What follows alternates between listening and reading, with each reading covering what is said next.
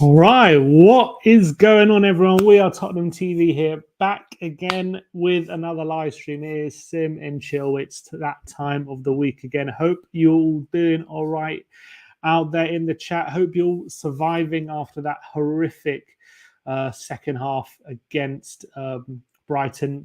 Look, it was terrible. Obviously, I was absolutely gutted how that second half panned out. I think we all were, to be honest.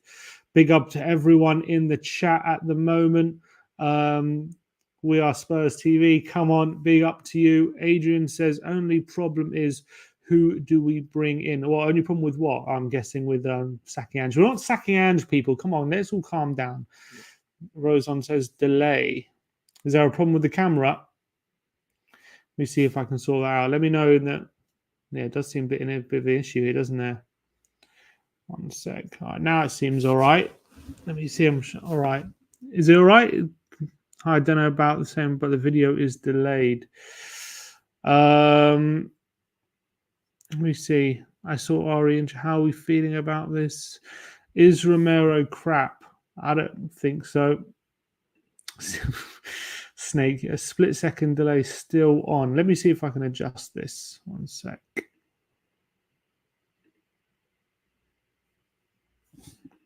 Is that better? It's given no video is fine now. Big up to everyone in the chat. Wasn't a good second half, was it, against Brighton? I guess we'll delve into in this stream why we think that did happen, delve a bit deeper. Found a few good threads on social media I think we'll discuss. You are out of sync, someone says. Is it all right now, guys, in the chat? I hope it's all right. I'm using a different kind of camera system, so I'm hoping everything's okay at the moment. Noah Bennett says Dragoson seems to be a ready-made replacement.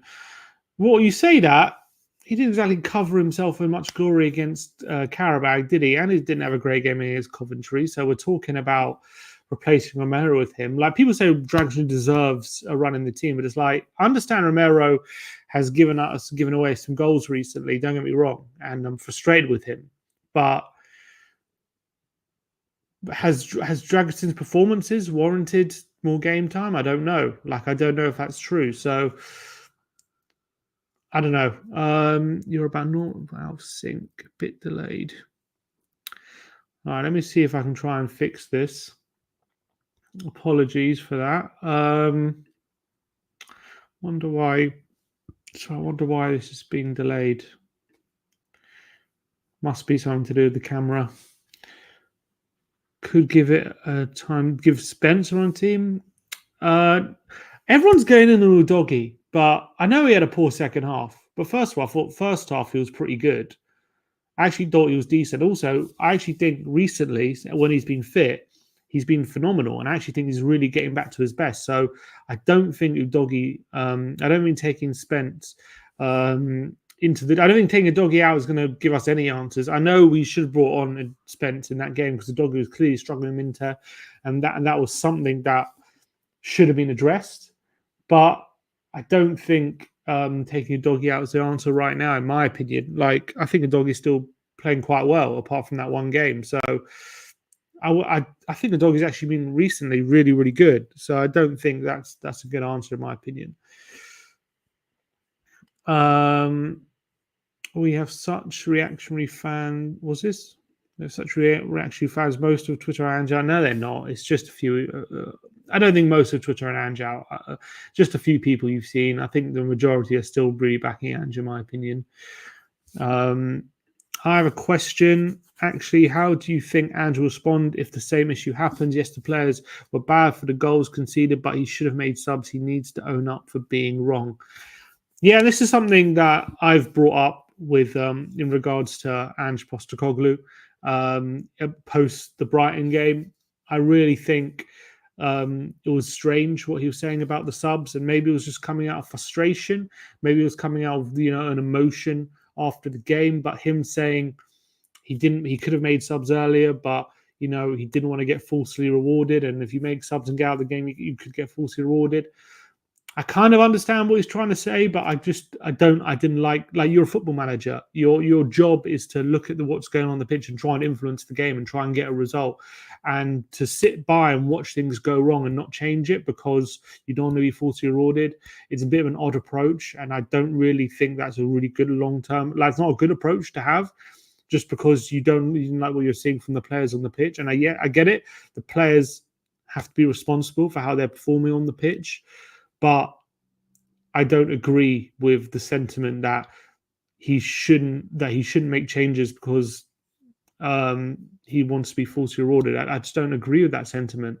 You have to be looking at what's happening on the pitch and trying to influence what's happening on there. That's your job. That's part of managing games and managing what's happening in the game is part of the remit. And I feel like he did kind of neglect that, to be honest, a bit. So I want to, going forward, I want to see him make changes if he sees things going wrong and try and influence what's happening out there. What else is happening? We are missing a Trojan in midfield, a real leader. That might be true. I thought Bentancur was really playing well the last few games, but he didn't have a good game against Brighton, so that's poor. But you got to remember, Bentancur was a player who, when he was at Juventus, played very regularly, played in the six, played for a team that was winning many, many leagues. So I'm hoping he can develop into that role, but we'll have to wait and see. We'll have to wait and see with him. Obviously, Basuma, I don't know if he's that. The only thing with him is, I know he's got the ability, but mentality-wise, there are big question marks on him. But he's been all right this season when he's played, I think, Basuma, to be fair. Second half, everyone was away with the ferries. I would think about Drassi changing the lineup, try and tackle this mentality issue with the whole group. I wouldn't change the whole lineup. The reason being, we were 2-0 up, playing well, and we completely took our eye off the ball. We were complacent. Also, I think we were suffering with major fatigue. We'll get into that in a minute, but there are a lot of problems with what happened in the second half. But I don't think the answer is major changes, because what's been happening in the first 5 games and the first half was we're getting the system right. We're getting the pieces of the puzzle in place, and it seems to be working. And I don't think just off the back of the second half now, okay, major changes and rip it all up. I don't think that's the answer, because we're still playing well. The players on the pitch seem to know their role, know what they need to do. But we seem to have problems in second half maintaining intensity. And I think that there is an issue there, but I don't think changing everything is the answer here. We need to stick with the plan, stick with the system, putting the piece in place, and hopefully start rectifying these issues we're getting in and around the hour mark, where we seem to be lacking intensity. And as well, we need to stop taking our eye off the ball in those moments. And Ange needs to come up with solutions, but I don't think the answer is major changes, ripping everything up. I don't see that being the answer, to be honest. Like, who do you change? Maybe people saying take Romero out of the team, but I still think he's a big way of how we play on the ball for sure. I want to keep Maddison and Decky together. Front line, we've got injuries. We're kind of stuck with that front line at the moment, unless we want to put Mikey Moore in for Timo Werner. You can't take Slanky out. You can't take Brendan out. They're on too good form. I think you can't take Porro or a Doggy out, really. So I don't think you want to make major changes, really, in my opinion. Doggy was poor, but stuff happened in it. Spence and Radu should have been brought on for 2-on-2. Doesn't mean a Doggy Romero doesn't. Yeah, I agree with that. I agree with that. What do you make of Romero's recent performances? The funny thing you say that is, I actually think his recent performances have been good. The problem is, obviously, beginning of the season, Leicester let his man go. Newcastle made a few mistakes. Arsenal let his man go. And there was a whole big hullabaloo, made a whole Arsenal thing, and everyone was getting on his back. Then, past 5 games, I think he's been really consistent. There's mistakes out of his game. Obviously, didn't play against Karabag, but the other 4 games, consistent, back to his best, really concentrating. And then first half, I thought he was impeccable. First half, I thought his passing was amazing. I thought he was finding some brilliant passes, and obviously we were dominating. I know, you could argue he let Welbeck go for that chance, but I thought in general playing really well. And then second half, like the rest of the team, he was atrocious. He wasn't the only one. I wouldn't say what's going on with Romero's performance, because, you could have said the same with Van der Ven. Doggy was atrocious. Matone was ripping Porro apart. Bentancur wasn't good. So I think singling out Romero in that game is wrong, but I understand that he's a vice captain, leader of the team. He's a player who we rely upon to shackle that back four and really step up for the team. So when we see what was happening in the defensive line, obviously he takes a bit more responsibility than the other players. I get that, but I don't think performance-wise, in terms of was he worse than anyone else? No, I actually think Van der Ven was probably worse than him in that second half. And as well, like, everyone's going in on him in that third goal. I get that as well, because loses concentration, lets Welbeck run off him. But if I'm playing devil's advocate, not that this is an excuse, but if I'm playing devil's advocate, we had control of that situation. There were 3 players around Rutter, which should never have been able to wriggle out the situation. Even after he does wriggle out, we're still under control in that situation because Bentancur has that situation under control. He can put the ball out. He can put it out for a corner. He can clear it. He can play it off Rutter. He decides to let the ball go, probably to the surprise of everyone, and try and see out for a goal kick. And Rutter comes around the side of him. Probably, I was even surprised when that happened. And so it's not surprising that it caught the defenders out as well, which it did. I think it caught Romero out. He was caught off guard by it. And by the time he realized what happened, it was game over. But you shouldn't be switching off that situation. If you're a defender, you should be thinking about the worst case scenario, not the best case scenario. And he did switch off, but I actually think out of everyone in that move, he was probably the least culpable because we had that situation under control way before Romero lost his man. So I think everyone's singling out Romero there because of mistakes he's made in previous games. I get that, but I think he's probably least culpable, albeit still he's not watching Welbeck. He lets him go, and Welbeck has a free header. So I understand there's no excuse for that, but I actually think we had that situation under control, and that just caught him off guard in that moment. I think that moment compared to the Leicester goal and the Arsenal goal, where that was completely on him, those moments, I think is a bit of a different situation, in my opinion. But he's still no excuse for losing your man and not paying attention. It just loses concentration. It's not good enough. Honest question, is Ange a top 4 manager? Guess we'll wait and see. But I do think he is, to be honest. Is he a top 4 manager? Is he in the top 4 manager in the league? What are we saying? Pep, Arteta, Unai Emery. Is he better than Maresca? Is he better than Arne Slot? Is he better than Ten Hag? Is he better than Hertzler? Is he better than other good managers? Lopetegui, Iraola? We're saying there's all these great managers in the league. It's very high competition. I think there's nothing to suggest he's out of the question as being in the top 4 in that scenario. In my opinion, we'll have to wait and see. Do I think he's a top 4 manager? Why not? Why not? You would say Slot's above him. Emery, Slot, Pep, probably those 3 above him. Although Slot's still got to prove it as much as he's doing well at Liverpool. We'll see how he is at the end of the season. They've got a very, very difficult run at the moment now, so we'll see how he gets through that. But look, he's won leagues in Holland, which is obviously better than probably winning it in Scotland and Australia. Unai Emery, yeah, you have to say he's better than him just because he's won European competitions and he's done very well at Villa and he's done fairly well everywhere. Even Arsenal, got to a European final, finished 5th before obviously being sacked. But he's done pretty well wherever he's been. Unai, apart from maybe PSG where he didn't do well, but a lot of managers fail there. So yeah, he has to see how he does in this season. But I think he could be a top 4 manager. No reason why not. I think the way he plays football is brilliant. I really like the system.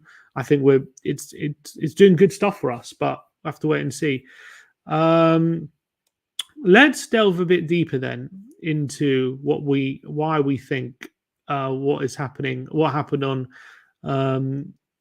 Sunday is maybe not as surprising as some people say, albeit what's up with the this guy again. What's it called? Let's see, delve a bit deeper because there is a bit of a pattern which we have seen on we have gone into a bit on the channel, but I think this probably exemplifies the problem with what's happening at the moment. It's something we have to address. I'm not saying it's unaddressable. It probably is, but let's bring this up. Nathan Clark, by the way, brilliant content creator. Taxis Guy, Extra Inch. Go follow him. But he's brought up, which is something that we've been mentioning on the channel, about a bit of a drop-off in moments in games, which we've seen at, the Leicester game. We had a bit of a drop-off about the hour mark, which is when they scored. Brentford game, United game. And here it is exemplified in data. So PPDA is basically pressing intensity, is how many passes you allow per defensive action. So how many passes you allow the opposition to have before you engage them in a tackle or an interception or something like that. And as you know, Tottenham are the best in the league. We've got the lower, so the lower the number, the better your pressing is, because you're allowing less passes from the opposition per your defensive action. So Tottenham have the lowest in the league. We're the best pressing team in the league.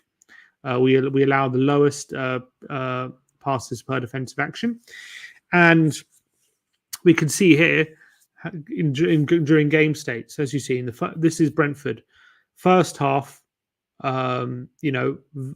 Very low pass protection, actually 5. I think our average over the season is about 8.2, and that's obviously really low for a I think the average, I don't know what the average is, but that's pretty low. 8.2 is the best in the league. I think the next best is Liverpool. So as you can see here, average 5.9 in the first half, 10.8 in the second half. So big drop off in our big drop off in our pressing in the second half. You can see in the time round about 46 to 60, that mark, there is a drop off, and that's something we've noticed on the channel. And you can see here there is a drop off when it comes around the 60-minute mark. We do drop off. There does seem to be a second win, but again, later in the game there's a drop off. And if you remember in the Brentford game, obviously first half on top of them, unbelievable pressing. We created so many chances first half. Then second half, then Brentford did get back in the game a bit, and they did put a bit of pressure on you. Remember, Sade had that header which was saved by Vicario. They had a couple of, not that they created loads of chances, but definitely was a bit of a drop off, and that's because of maybe the intensity we were struggling to keep up for 90 minutes. You can see here Brentford, they upped their intensity, had a 3.8 PPDA, which is really low. And maybe we struggle to deal with that. Man United, you can see again, first half, really high PPDA against Man United. We were here in the blue. But again, 46, 60th, a big drop off before, getting a bit of a second wind. And then maybe late in the game, 10 men, 3-0 up, we kind of just saw the game out and didn't bother about United having the ball. But you can see here, yet again, a drop off in the PPDA around the 46th, 60th minute. Just seemed to be just after half time, to be honest. So, there does seem to be a problem with our drop in intensity at the end, at the beginning of second halves, around the 60-minute mark. And again, if you remember in that United game, it was around that time Casemiro had a chance. They're having a few corners. That was even then with 10 men. Not to say again that they created loads of chances, but definitely a drop off from Tottenham in their intensity. Looking at the Brighton game, you can see here again, overall there was a drop off in the second half, but a drop there was maybe because we played in midweek in Europe, but big drop off in intensity just before half time. Look, started the game so strongly, obviously got 2 goals. We got the second goal, as the pressing was dropping off a bit anyway, but we're dropping off. It looks, as you can see here, Brighton's intensity was actually more than ours in this game, which is starting to associate. But as you can see, at the beginning of the game, which is when we were on top and doing really well,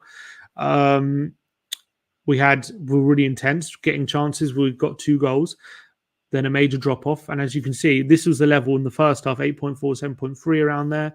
And then second half, 15.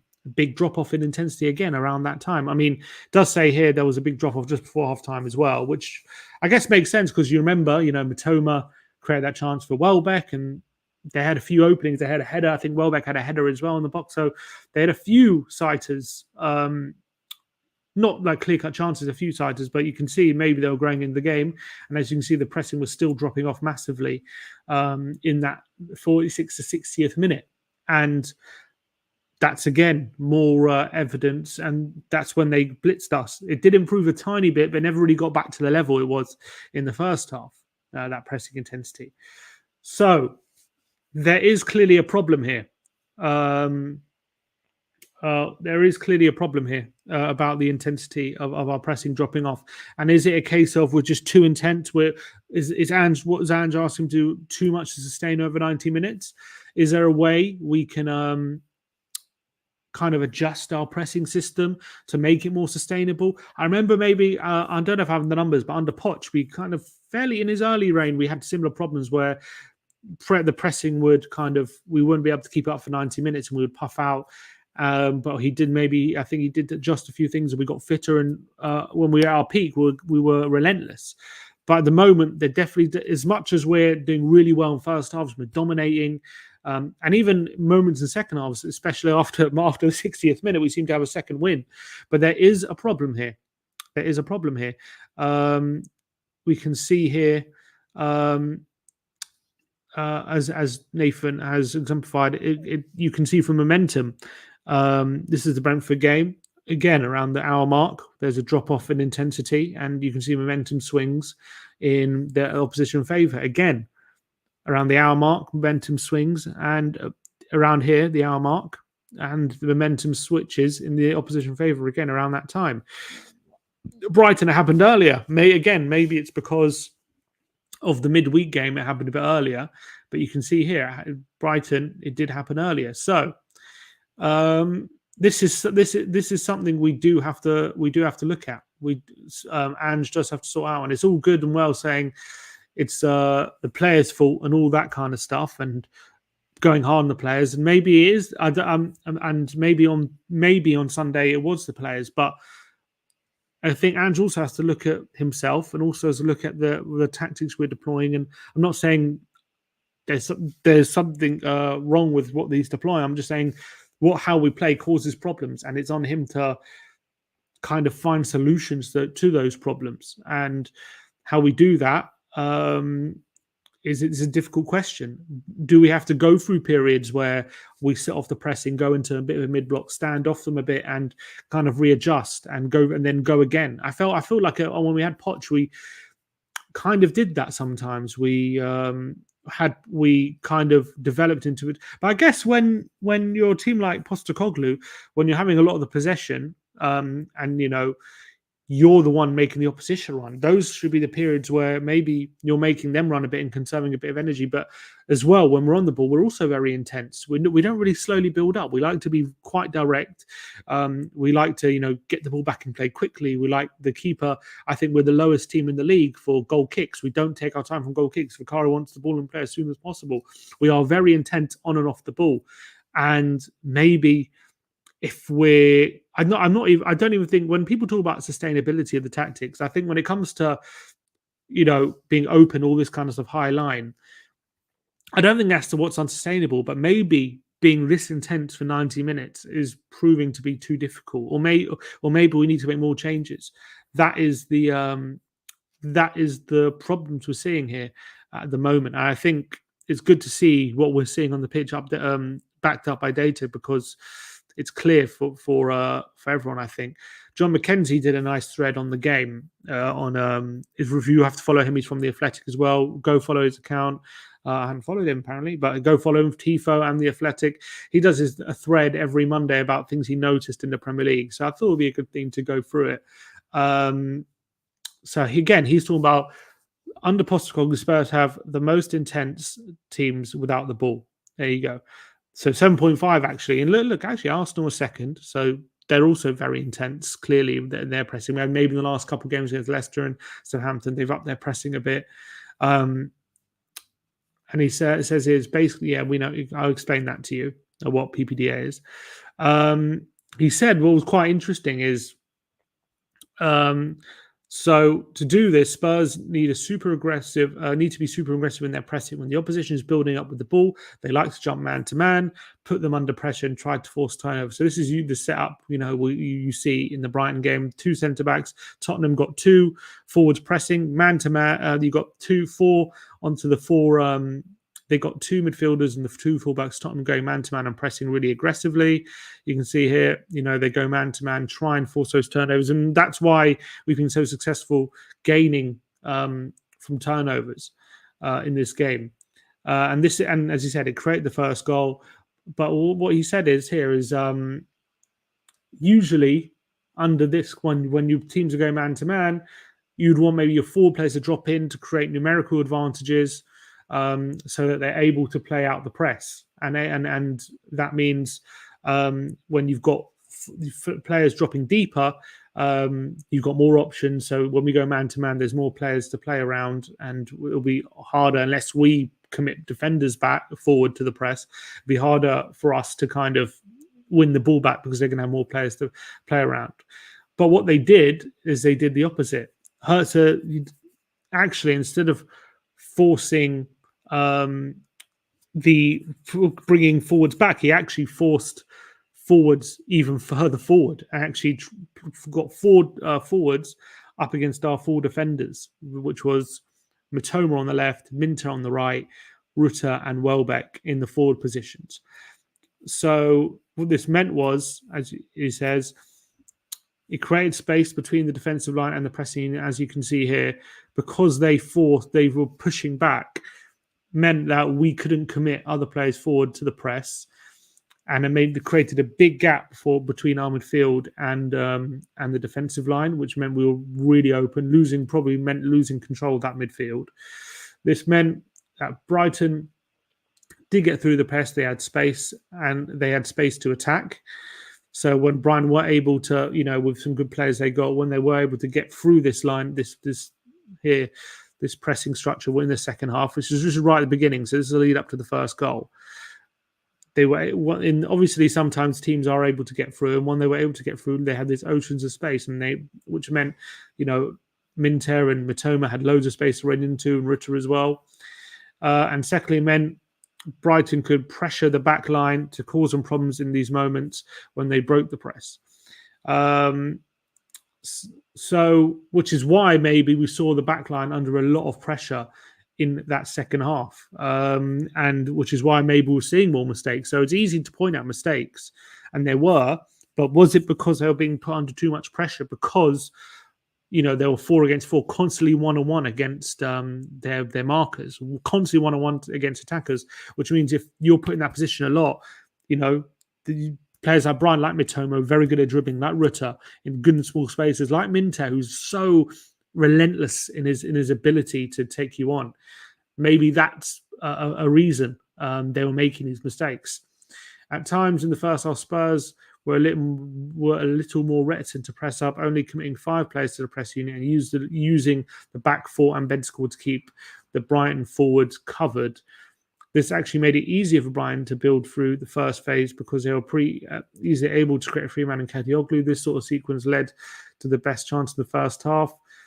As the game wore on, Brighton started to provoke this tension more and more by pushing Kadioglu up the field to try and generate this 2v1 situations, as you can see, which they were getting a bit of joy right at the end of I felt in the first half, with Kadioglu and Matoma able to create some chances here. As you see, the 2-on-1, because Johnson got pulled on to this play, Eagle. To fix this, Spurs started going much more man-to-man across the field, pushing Udogie up to the opposite fullback to help Johnson, which means Udogie had the fullback here, which means we had 4 again at the back, and Johnson pushed up to Kadioglu.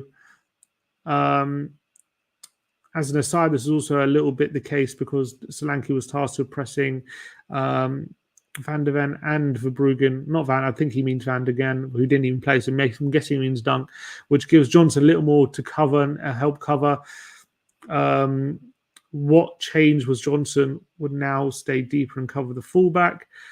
But doing this effectively means Spurs were 4 versus 4 along their back line because of Brighton's aggressive front 4 positioning, which meant that if Brighton did break the press, and they did because of what happened, the drop-off in our pressing, they were very nicely situated to cause problems for the Spurs back line. Here's the first goal where the ball is played to the fullback around the press, and now it's the case of finding the ball. So as you can see here, they were able to find the press, and because they got through and they got 4 and 4 at the back, all of a sudden they're able to get overloads, and obviously here's Matoma able to get in behind, and that was causing us problems. And then it's 2v2 at the back line, no overloads. And again, for the second goal, Matoma can drag his fullback narrow, opening up space for Estepinian. As you see, Matoma starts wide, he goes forward, dragging Porro, and then Estepinian gets inside, and then Matoma can pick up the one that led to the second goal where Rutter obviously beat Van der Ven. And once again, Brighton have a series of one-on-one situations which happened. So Estepinian then has the ball.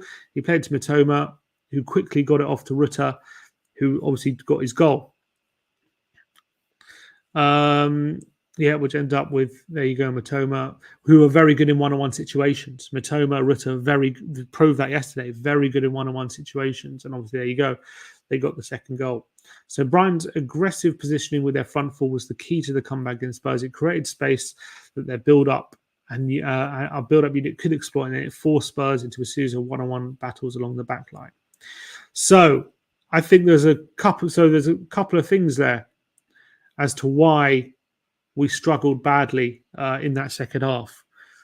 The combination of a bit of fatigue meant to a drop off in pressing. That drop off in pressing meant that Brighton beat the pressing, and as soon as they beat the pressing, which they did more in the second half because of a bit of fatigue, it meant they were constantly in one-on-one situations, and because they got such great one-on-one attackers, it caused us all sorts of problems in that second half.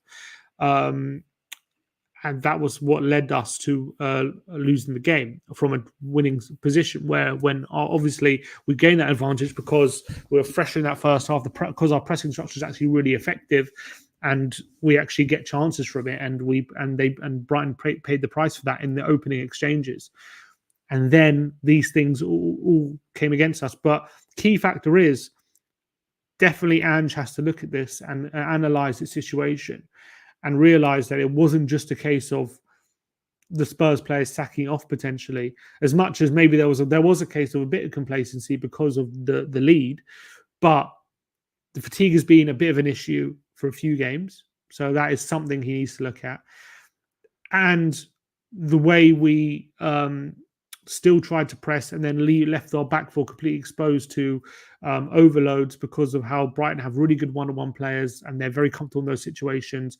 And because our drop-off in pressing led to them beating the press, and that led to them having attackers in really dangerous situations, that is something we need to analyze. And I don't think Ange just saying it's because the players didn't do the fundamentals, all that kind of stuff is helpful. I think Ange needs to take responsibility for some of these key factors.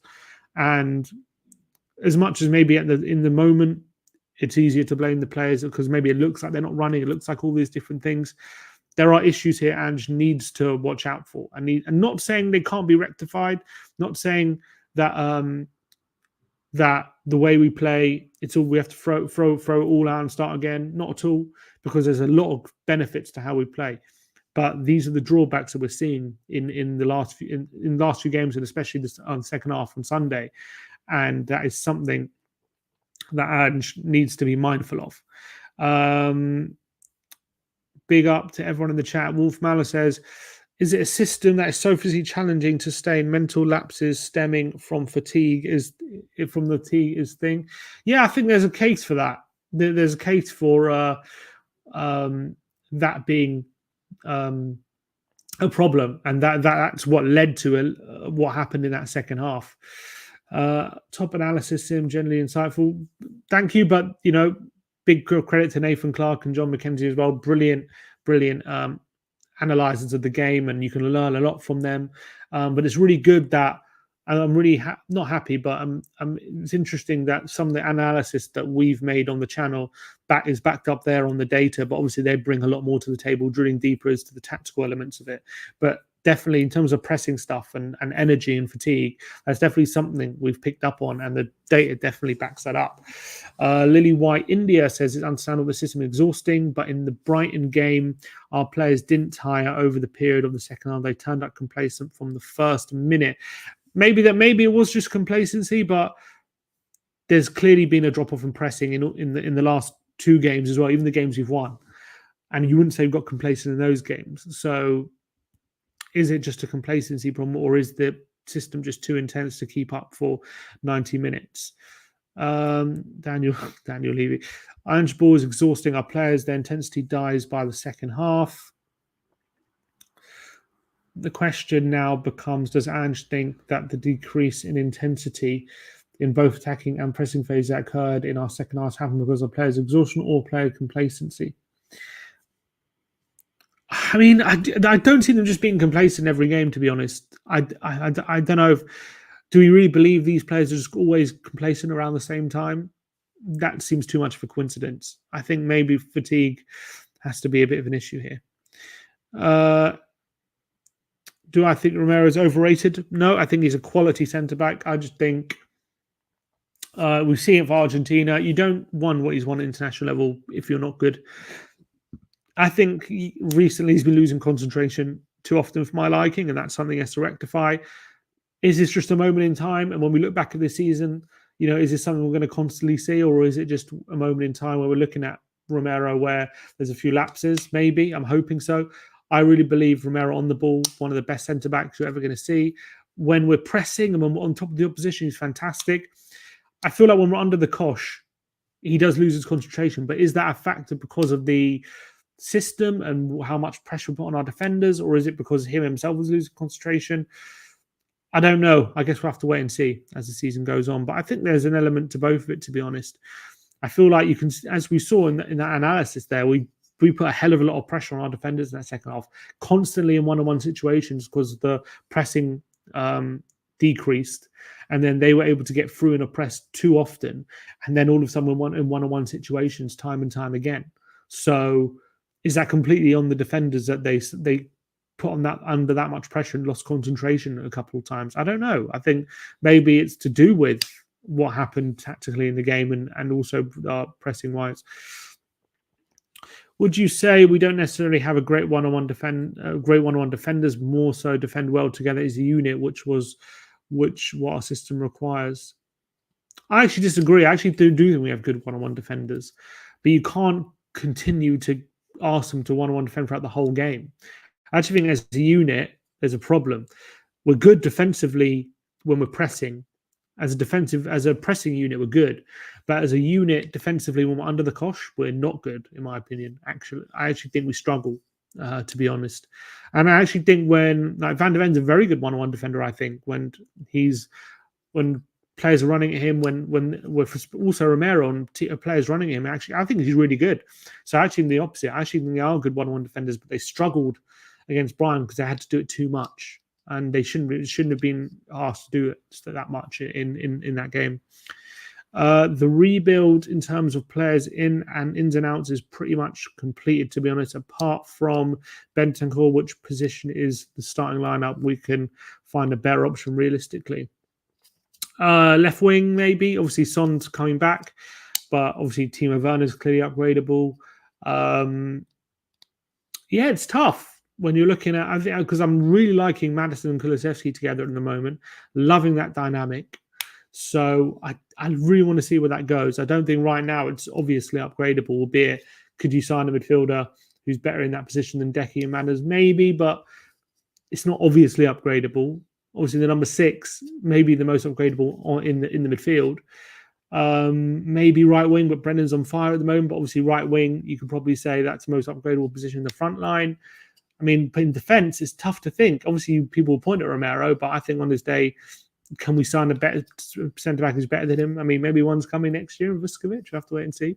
But yeah, I don't know if there's immediately upgradable players in those positions. Maybe it's a case of we just need to have more depth so we can take these players out the firing line, so we keep them fresher, so they can keep their intensity up.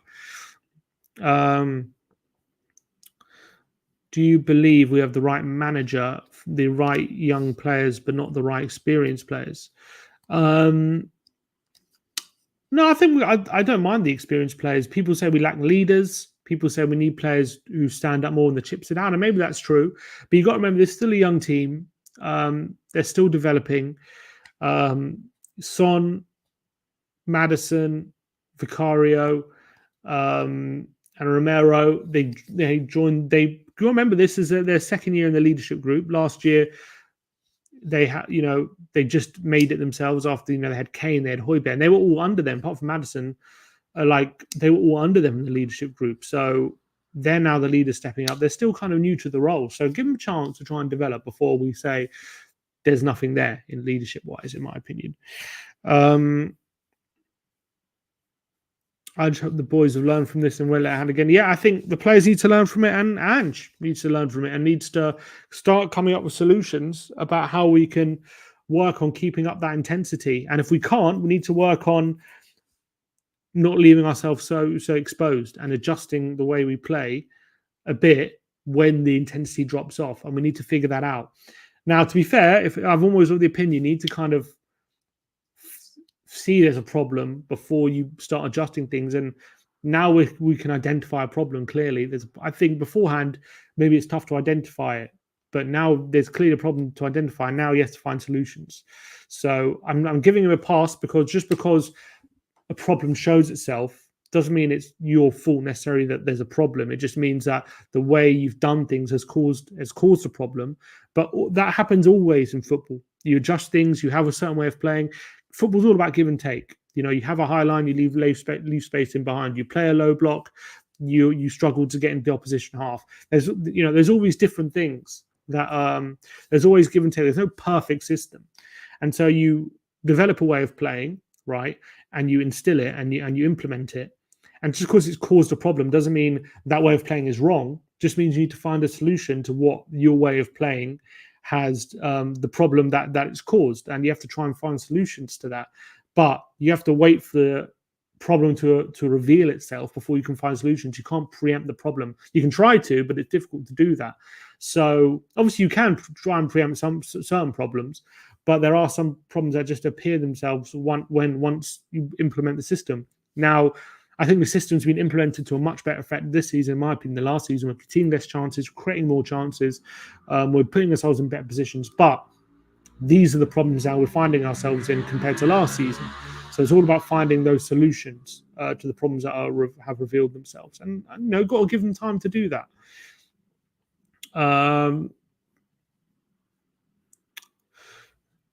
Do I believe in life after love? I believe in things as Sam is saying. Definitely Donovan, 100%. 100%. Madison, Romero shouldn't be anywhere near the leadership groups. Big Vic and Son are the captains' partnership. I don't know. People are going in on them because they were on the pitch and they didn't really show anything when we were chips it down. And I think they're right to be criticised, but to just strip them off the back of that game of the leadership group, it has to be an ongoing issue. It has to be something that has now known not to work before we go that far. I think what happened that second half happened, but I don't think there's any need to overreact, and I think that would be an overreaction. Guys, what do you say about if one of you guys want to call in, join the show? Let me know in the comments, and I can maybe put a link in, and maybe someone can join the show potentially, because I'm happy to speak to fans as well, and we can have discussions. So if people are interested in that, let me know. If you want to join the show, I can put the link in the chat, only if there's an appetite for it. The songbird of our generation, big up to you, 100%. Snake says, I prefer solo sim.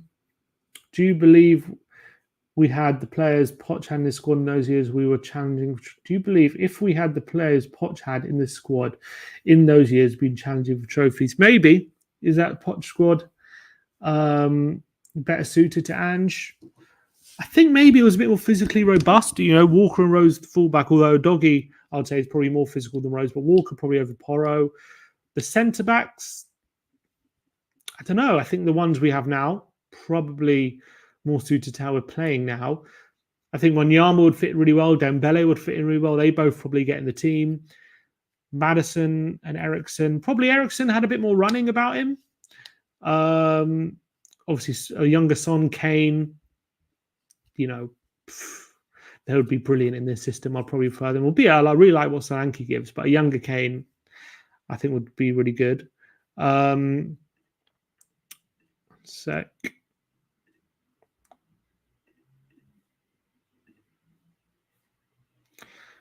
I think we can challenge for trophies this season. I really do. We just need to figure out some of these solutions to the problems. But I don't think it's all doom and gloom, albeit it feels like it after that loss.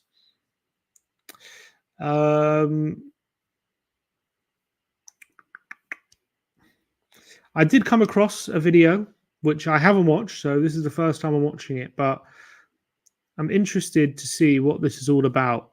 And I want to see the argument. I don't know who's arguing for it, but I'm guessing Keown is being a classic, you know what.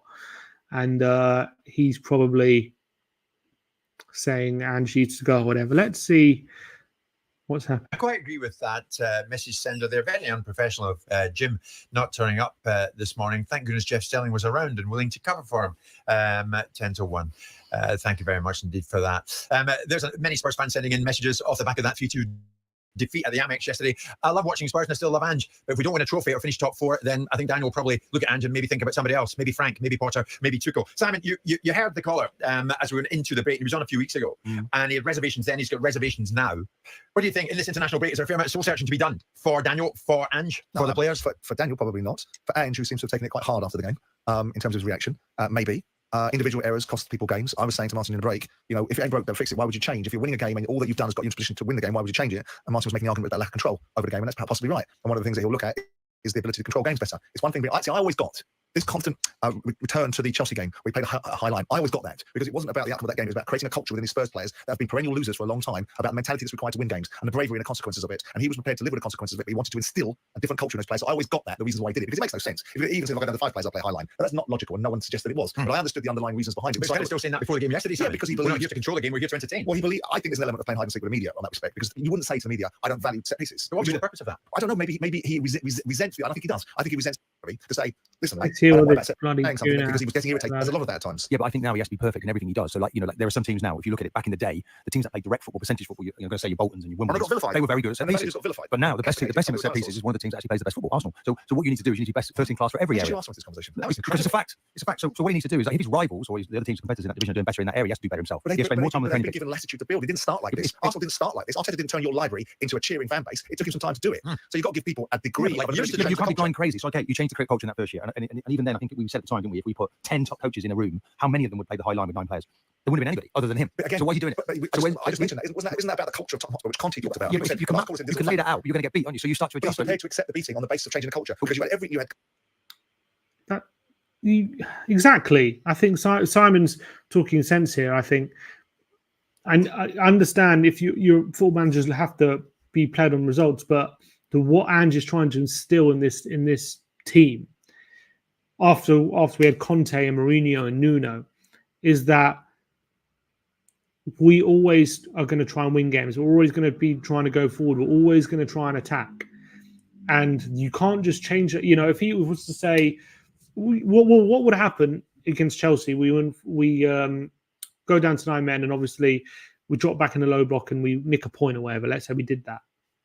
What does Ange learn about this team? Because we fluked a draw against Chelsea. Is he instilling anything? Is he progressing that mentality into the team at all, or have we just lucked the draw?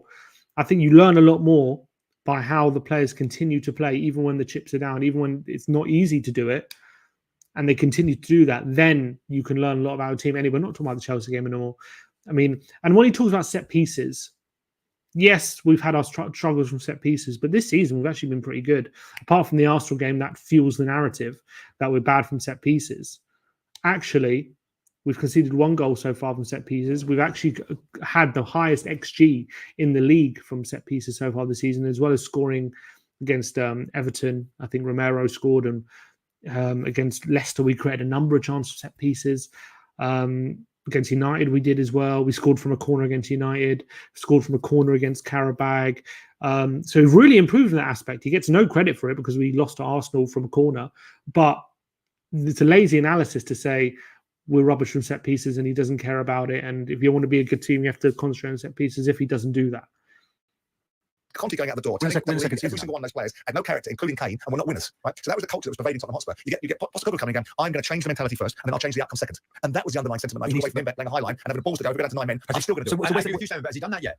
I think he's getting closer. I think Tottenham's getting closer. But is he adjusting? You know, so what would Emery have done? Like, everyone's watching Emery with a great deal of saying what fantastic manager. He's very cautious when he's in front of games. What did he do at Arsenal? Stick him in a club like Aston Villa. He took players off. He took players off. He was in fourth place for most of the season. He ended up playing. And he got vilified and boosted He had a out. bad start to the next start of the season. But he was following on from Arsene Wenger, wasn't he? Granted. There's team managers And coming through the door. was following on from Mourinho and Conte, and a culture at Tottenham has been going for 40 years of not winning very much. But he had to create a feeling of freedom and confidence because everyone was handcuffed to that club. Where do you go with this, Martin? There's down a Tottenham fan. The problem here is leadership on the pitch, not off it. There's Mark down in Southend. Andrew will lose the odd game here and there, sure, but at least he's playing attacking football, which I would have been happy to watch years gone by. So it ain't boring. Well, I agree with that. It's winning football is what he wants. At the moment, he needs to find a balance. It's not coming from the players. It shouldn't have to come from the players. It should come from the team talk at half time. How was it that Brighton was so much better than the second half? And how going to happen? How comes it Brighton was much worse in the first half?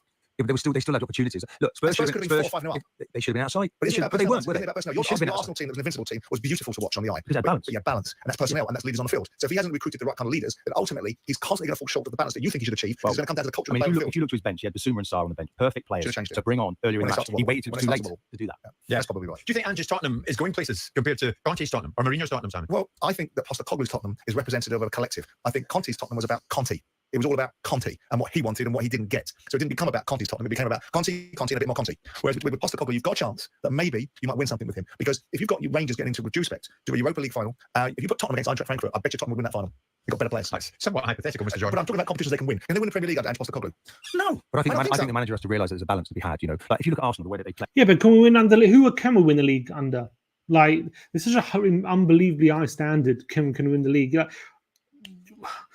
it's if he is good, anyone who's going to challenge for a title is going to need a lot of time to develop something really special, and that's not going to come within a year or two. That's going to come with consistently sticking with a plan and a project, and not panicking because things sometimes haven't gone right. Like Keown going in, why are they so much worse in the second half? That happens. Sometimes you come out and you're not very good, and things don't go right, and there are problems, and you need to sort them out. But to say we haven't improved, I think we have improved. I think we're better going forward. Actually, defensively, we're better. I think we're controlling games more. I just feel like there's a lot of surface level analysis when it comes to results. And I think if you actually look at the games in context, I think we are better than last season.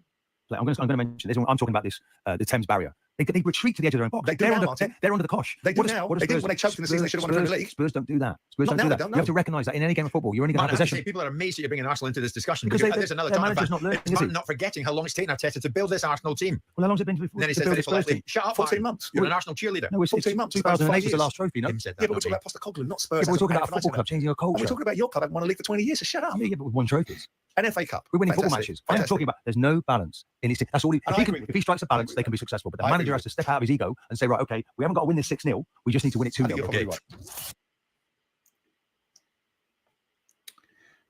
I think when you're developing a way of playing and instilling that, there comes with it bumps in the road, and there comes with it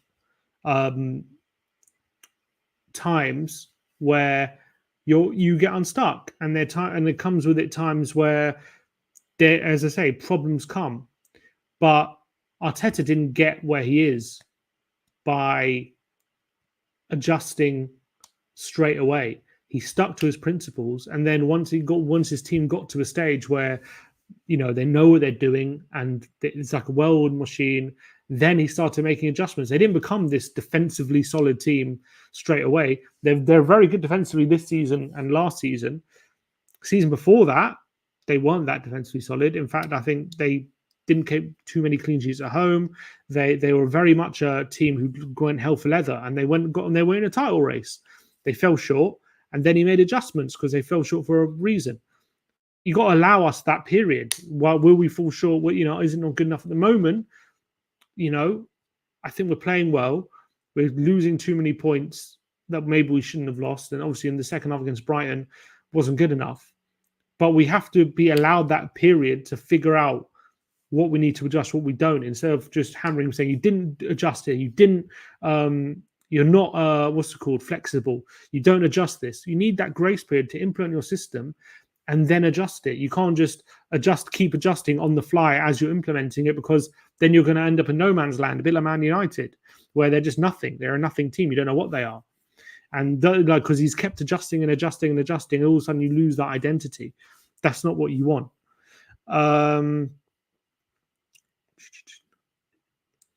Don't think we'll see the true Ange team until next season. We'll have ups and downs this season.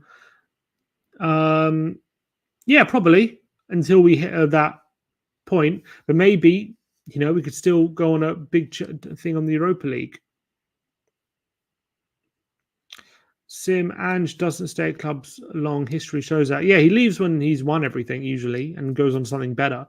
He doesn't leave in the same way Conte and Mourinho leaves, where it all blows up and he loses he loses kind of relationship with the players. He loses the dressing room and it all just blows up. That's usually how it ends with Conte and Mourinho. And he does usually leave, but usually leaves once he's done his job and he's got a better place to go. Then he'll leave. So it's a bit different. But I understand what you're saying, and there is some truth to it. Like, can we really say he can do this long-term project and be at this club for a few years when that's not what he's usually done? So there is a case for it, but also I think context is context dependent. Agree, aim for a cup competition this year. Sim, do you think we can get top 4 and no trophy? Do you think the club, do you think that's progress as a club? I think it's in terms of Ange's tenure, but we have to get in the Champions League more often than not. Obviously, top 4 will be progress even with no trophy. I'm not going to sit here and say I'll be over the moon with it or like, wow, what a season, because we've seen it, done it. But I'd obviously be happy with the progress and I'd be willing to give Ange more time. And he gives himself more time if we do that. But I don't think top 4 is some incredible season, but it's not a bad season. So Conte never lost the dressing room at any other club than Spurs. Seems not rewriting history to suit your agenda. Chelsea, he did. He ended up getting sacked. Inter, he didn't. To be fair, he resigned because he wasn't getting backed by the board. Juventus, I can't remember how it ended him for Juventus. I think he resigned on that one. So yeah, maybe it was only Chelsea, to be fair. But obviously Chelsea and Spurs, that's 2 examples of it blowing up. Improvement in the current season, however compelling, cannot be evaluated after 7 games. An evaluation can be made at the end of each season. Each season should be taken as a separate entity. I agree with that. Sim, do you fear our best players will lack the patience needed for this project? Certain players might, and if they do, they'll leave. But I'm actually in a more comfortable situation with our current recruitment, that we can replace players who do leave. And we shouldn't be scared about that, because that's the best course of action. If a player wants out and they don't want to be here, then you leave. And we trust our recruitment. I think our recruitment lately has been a lot better, to be honest. So I don't mind that. What other Tottenham people talking about Tottenham can we react to?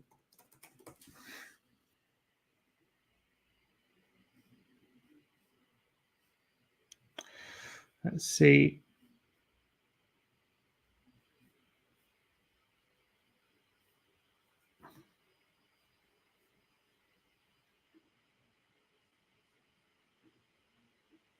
Do you know, behind the glass, they've missed an opportunity, because I thought they were going to play the Death March for this one, or maybe something, maybe some tears, or maybe a violin. The music. Let's get to Tottenham Brighton. Darren, I'm a very lucky man in some ways, because Sunday and Monday I have several shows I do to do with football over the weekend. I at least have some place to express, in the proper sense of the word, my grief over Spurs. Feeling in football, aren't they? Thank you for that. Look, let's be honest. If it happened the other way around, I'd be dancing around the studio, because, Danny, comeback wins are the best feeling in football, aren't they? Thank you for that. Sorry, I was actually. I thought brilliantly in the first half and were 2 up. Well, the way I saw the game, I still would stand by this. Tottenham are a better team than Brighton. In most areas of the pitch, they've got better players. And when they're at it, they would beat Brighton. The good Tottenham against the good Brighton, I fancy Tottenham to beat them 7 out of 10. Now, the first half showed that in many ways. High press, high intensity, great quality and interplay, getting in behind them, making chances, cutting them apart. Could have been more than 2. Yes, the odd little breakaway on the left-hand side for Brighton.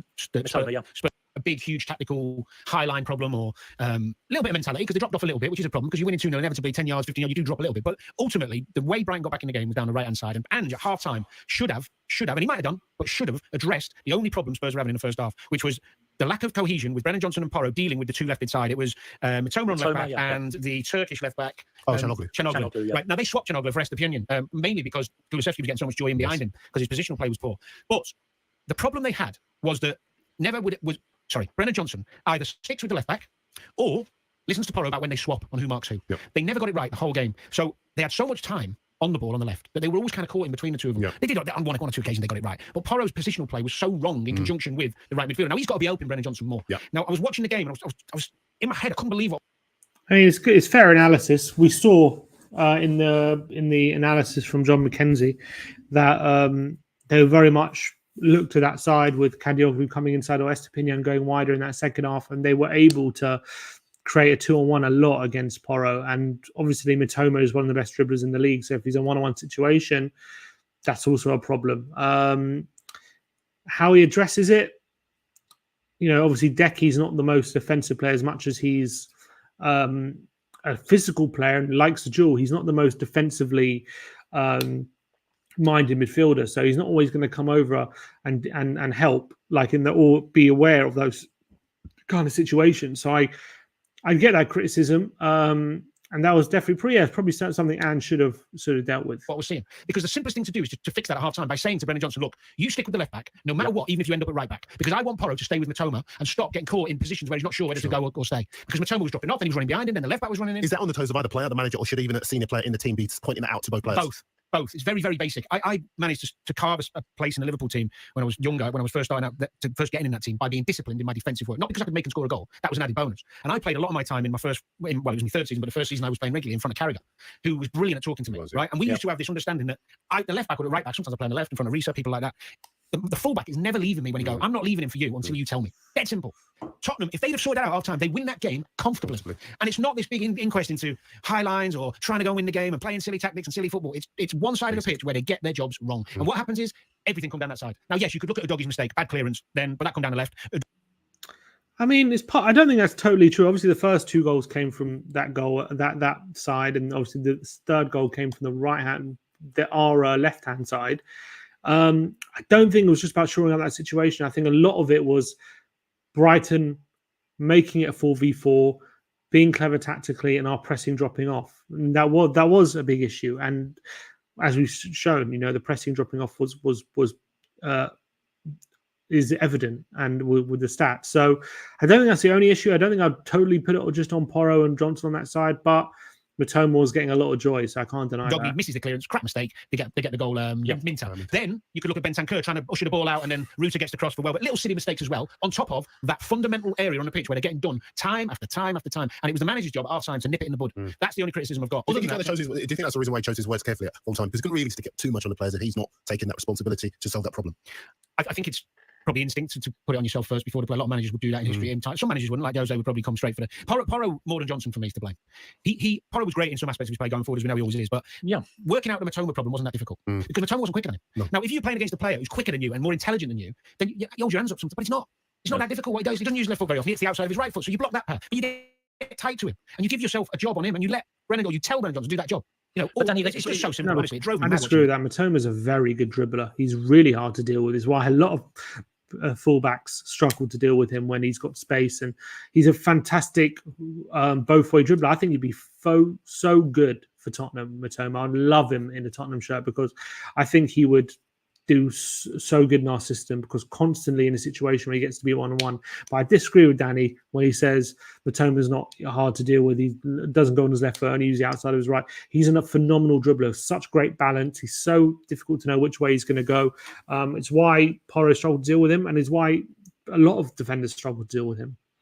By all measures, including the eye test, Spurs are the better team at Leicester, the better team at Newcastle, the better team at Brighton, and they've got 1 point. They've got 3 wins and 3 draws. They are mid-table. Should I be worried about them? It depends what your expectation is of what you want them to do. Should you be worried about being entertained? No, they're fantastic to watch at times. Were you not entertained? I was, but I got spoiled by the 5 wins on the spin, Danny. I expected 6. I think the majority of games where Tottenham play that well for a first half, they will win, because that was unusual to come back from. To lose a 2-0 lead in any game and make that many mistakes in the set, it's not very, very rare that will happen. Spurs done it 10 times in the Premier League, more than anybody else. Yeah. Well, not since last season. No, in the Premier League, Spurs are talking about throwing away 2 goal leads and losing. Yeah, we're talking about Ange and of course, and also, let's give Brighton a bit of credit. He got some good play. I mean, thought Welbeck was absolutely outstanding. He looked fit. He looked strong. Better and better, isn't he? Believer in the story. Wasn't he annoying? Players like the ball broke through. It's quite late in the game, and Langer run the length of the pitch from fullback and put the ball into the centre of the box, and for City model where Gvardiol's playing. And if you're brave and if you keep fighting. So there is Danny Murphy's assessment. I mean, he's partly right. I think he's hammering Porro and Johnson a bit too much, and I think he's putting too much focus on the fact that it was from that side. It could have been the other side because Minter was also having a lot of joy against Van de Ven and Udogie on that side as well, especially late in the game. So I don't think I'll just say, oh, just because of that side. I kind of disagree with that analysis. I think both sides were getting a lot of joy. And it was how we came out in the second half because, as we've said, the pressing. So I have some slight disagreements with Danny, but he's not totally, I don't think it's a total crazy analysis, in my opinion. All right. One sec. Glad was Conte. I see players, but I never see the same problems. Romero, Madison. How are we going to end this division, by the way? English, Spanish speaking group of tribalism.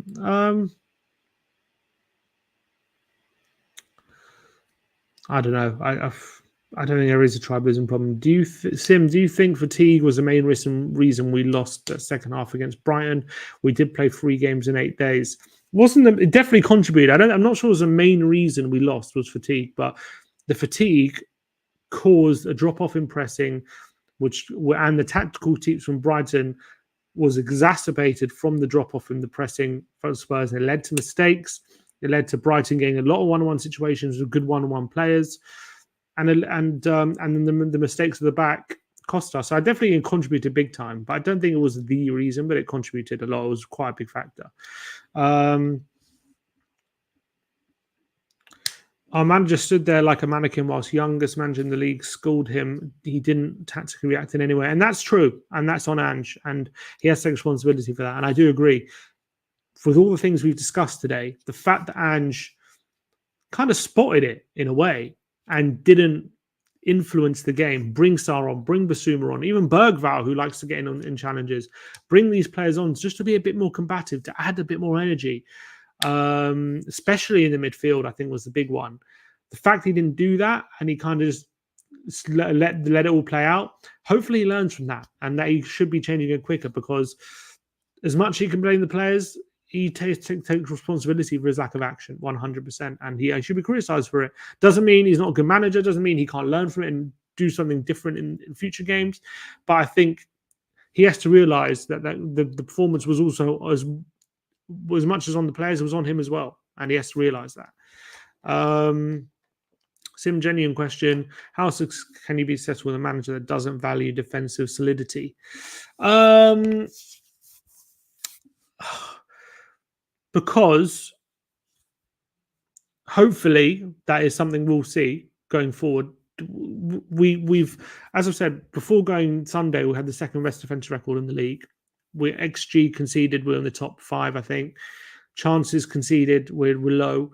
Like the aim of the game for us is to keep the opposition's chance at a minimum for our own good play through pressing them, which means they're rushing on the ball, which by having high possession, which means they're not having a lot of the ball.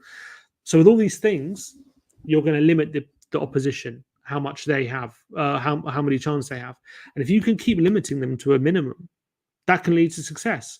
Now, there will be games like yesterday where we're not doing well at limiting them and they're having too many chances. And then it'll come unstuck. But hopefully those games will be at a minimum as well. Hopefully most games will be able to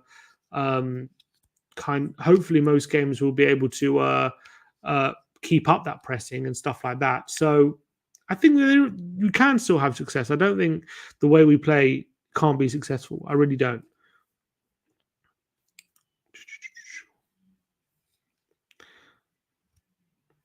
Sim, please don't shave your head. Thank you. George, Sim, why won't you? Oh, sorry, you read that. Why wouldn't Tottenham on a channel anymore to debate all things Tottenham? Could you give your honest reasons as to why not? We're not refusing to have Stell on, but Stell has done some things. I'm not going to go into it, but which I don't agree with, and causes a lot of drama. I love Stell. I think in person, he's one of my favorite people to talk to about football. I really do like him. But sometimes on social media, he can do some stupid things, and there's just a lot of trouble there, a lot of nonsense I don't want to go into. I'll just say this: managers have changed, the players have changed, even the stadium has changed. Only constant now are the ownership and the fan base. That's probably where the issue is. Maybe. I mean, I don't think you can blame Levy totally, but obviously we still have like people like Werner in the team and stuff like that. Yeah, I mean, if you look at people say I'm like a Levy shill, whatever. I criticize Levy when needs to be criticized, but I look at our team. Vicario, okay, goes 20 million. Porro, 40 million. Romero, 40 million, 45 million. Van de Ven, 40 million. Udogi, good player, and 20 million.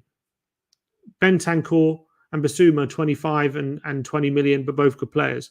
Madison, 40 million. Kulusevski, 30 million. Solanke, 65 million. Brennan Johnson, 50 million. And then so on. Like, am I looking at that team saying it's the lack of investment that's costing us? Is that what's really costing us right now? The lack of investment in the team. I understand the previous, only team in history not to spend a penny in a transfer window. Not investing at crucial times and to impress, like when to invest, like in 2011 when we're going for a title, we get Ryan Nelson and Louis Saha. When we just challenged for a title with Leicester, when we just challenged for a title with Chelsea, and we only signed Llorente and we signed I can't remember who signed that, like Nkudu, Sissoko. Like, we didn't have a good window just after really going for it in the league. Like, I understand, but that's history, and we've been very critical of this channel. I'm going to speak to myself. I've been very critical on this channel of Levy and the way he's run things, but we moved to the new stadium, and I'm just going to take it since Ange's come in, because Ange's our manager now, and if we're judging Ange on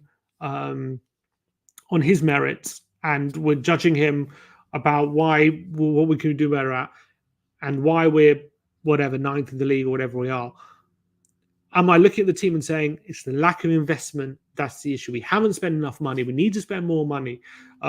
We haven't spent enough money on players, and that's on the board, and that's the reason why we're not in challenging for title. Am I looking at the team and do I think that? I don't. I think we spend a lot of money. I think recruitment's been good. I think we spent a lot of money on good players, and I think actually we're not in a bad spot squad wise, and I think we're in a good spot to improve. So no, I just don't think Levy's the issue right now, to be honest, as much as he has been in the past. He's been the bane of all our lives. And yes, until we win something, people are going to say, people are going to still keep clocking up the years we haven't won a trophy and keep playing the hierarchy. And I understand that. And maybe there's a fair argument to that. But I just don't see, my personal opinion, I don't see Levy and the amount of money we spent being the issue as to why we're not up there challenging for a title right now anyway. Maybe under Mourinho and Conte was different. I think now I just don't see it, the amount of money being a question. Matty Cush says, football bingo question mark. If people want it, do people want to play some bingo? I'm more than happy to oblige. Do we want to have a game of football bingo? What do we say? What do we say about some Tottenham bingo, people? Let's get everyone involved. Want to get everyone involved? We tried to play it last time, but my laptop kind of died. But can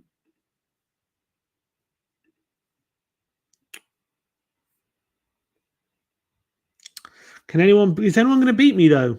That's the real question. Is anyone actually going to beat me?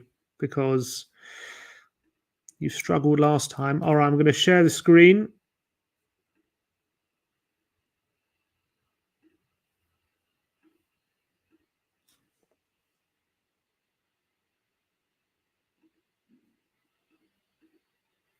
Come on, everyone join. Sim, going to London to watch Spurs versus Aston Villa. I'm traveling all the way from California. Let's grab a pint. Oh, where's that gone? Mud TV. Hit me up when you're here. 100%. Let's do it. Football bingo. If anyone doesn't know how this works yet, you have 20 squares you have what's called 20 squares of options, whether it be players, they've played with, managers they've played under, nations, or clubs they've played at, or nationalities. And how it works is there's going to be 60 players flashing up at the top. And you have to fit the player that flashed at the top in one of the squares. If you don't believe that the player fits into any of the boxes, then if you don't believe the player fits into any of the boxes, then you have a skip option. Now, 60 players are going to flash up at the top of your screen. If you have to use your skips, you can't win if you don't use a skip. So there will be players who don't fit in. If you can fit all 20 players, if you can fill all 20 boxes correctly, you win. You get bingo. You've got 6 people in. You can use the QR code, or you can use the room code here on the website, Football Bingo. If you type in Football Bingo on Google, you'll find it. Sim, do you believe and system EPL long term? Why not? I think it can work. I really do. I don't see why not. Would you debate Sava about what? Yeah, sure. Why not? I've got no problem debating Sava. If you want to have a debate, let's get it sorted. I don't have a problem with that.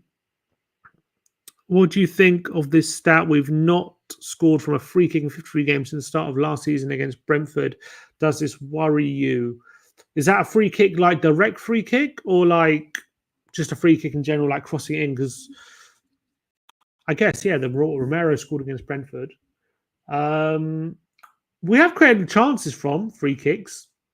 So as long as we're creating chances, that I'm not worried about that. And we've created the highest XG from set pieces. So I think we are improving from set pieces. But obviously, you want to make the most of them. So would be a bit of a worry. 10 people in. Let's get it up. Come on. Let everyone get involved in bingo. Come on. Let's see who's joined. Oh, God. Sean Slater, the bingo king, has joined. Ginger from Sweden, Anjal, Phil Coys, Matt Kushner, Eugene, Stewart 24, Ben.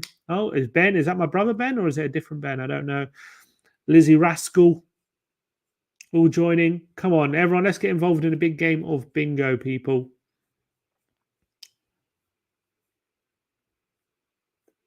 $13 players have joined. There's the code, the QR code. If you want to join, scan with your phone, or there's a link here. I'll post it in the group again.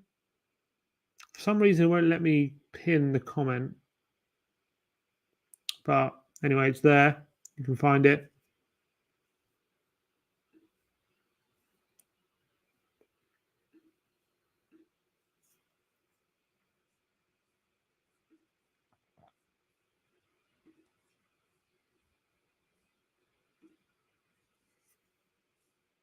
$16 players have played. 17. Tottenham have played 3 teams who are currently in the top 10. They have lost all 3 games. Any reason as to why this is? I'm guessing you're leaving out Man United. Maybe they're not in the top half. Yeah. Leicester, we didn't take... not Leicester. Newcastle dominated, didn't take our chances. Arsenal should have been probably 0-0, would have been a fair result. We barely could see the chance against them, but we struggled. Look, Arsenal, a very good defensive team. That's probably why we couldn't break them down. And then Brighton were 2-0 up. And we explained the problems we had in the second half, but I don't think it's because it's because they're a specifically good team, but they are a good team. Obviously, that would cause us problems, but we should have won that game. We were 2-0 up and we were coasting. I think we've actually been quite good against the good team so far. It's just about getting those results and just a bit of patience. Just wait. I think it's going to come. I really believe that.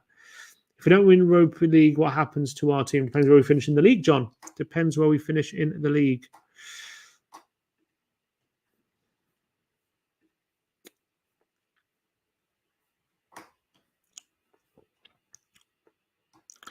All right. When are we going to get going, guys? What are we thinking?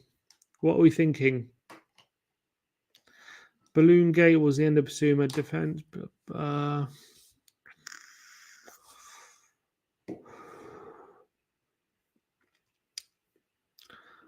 All right, a few more people. Is 20 enough? Are we ready to go? Type in yes if you want to go. You want to go? Phil Coy says, let's go. We ready? Should we do it? Any more joining? Give it a few more seconds. 21. I'm going to give it 10 seconds. If you don't join, we're starting the bingo. 10, 9, 8, 7, 6, 5, 4, 3, 2, 1. All right, let's go. Can anyone dethrone me at football bingo. Let's see. Spurs bingo. Kieran Trippier, he played for... Where's Burnley? Burnley's not there. But no, he didn't play for Man United. Shoit. Wasn't managed by Mourinho. No, he was managed by Mourinho. I should have had that. Anderton. No. Andy Sinton. I'm not sure who he played for. Konchesky. Going to go with Leicester. Lee Hodges, I don't like that one. Kimbers Boateng. Didn't play in the Prem. Did he play Galatasaray? Don't think so. Gordon Jury. Was he Scottish? I want to say he's Scottish. I'm going to say Scottish. Paul Stewart. Man City he played for. I'm going to skip. Don't trust it. Nico Klassen. Think he's Belgian. I don't want to risk it. In case another Belgian. Brian Hill, Spanish. Nope. Paul Stalteri, Fulham, John Lacey, don't trust it. Darren Bent, Aston Villa, I'm going to go for. Justin Edinburgh, teammate of Rebrov. Yeah, I think that sounds right. Serge Aurier, managed by Galatasaray, actually. Yeah, get that one out of the way. Neil Ruddock, Liverpool. Gary Doherty, Irish. Graham Roberts. No. Christian Eriksen, Man United. Pritchard. Don't think he goes anywhere there. Hossam Ghali. No. Jerry Armstrong, he's Northern Irish. Joe Hart. He was managed by Mourinho, wasn't he? Yeah. Yeah. Terry Fenwick. Teddy Sheringham. Forrest. Kevin Watson, don't know. Lo Celso, no. Ramon Vega. No. Kulusevski, no. Benoit Suakoto, no. Dos Santos, no. Nasser Chadley, Belgium. Neil Sullivan, nope.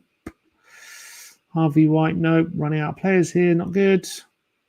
Paul McVeigh, Davidson, Kevin Scott, Rafael van der Vaart, David Tuttle, Ledley King, Gary O'Reilly, David Bentley, Freund. Oh, God, I don't like where this is going. I'm running out of players. Mark Newson, Ben Davis, Welsh, Jaffa Tanganga, no. Raziak.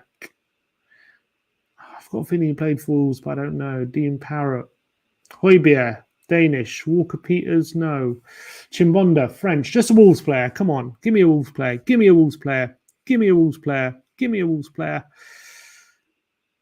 Did he play for Wolves? He managed Wolves. Don't think he ever played for them, though. I know he managed them.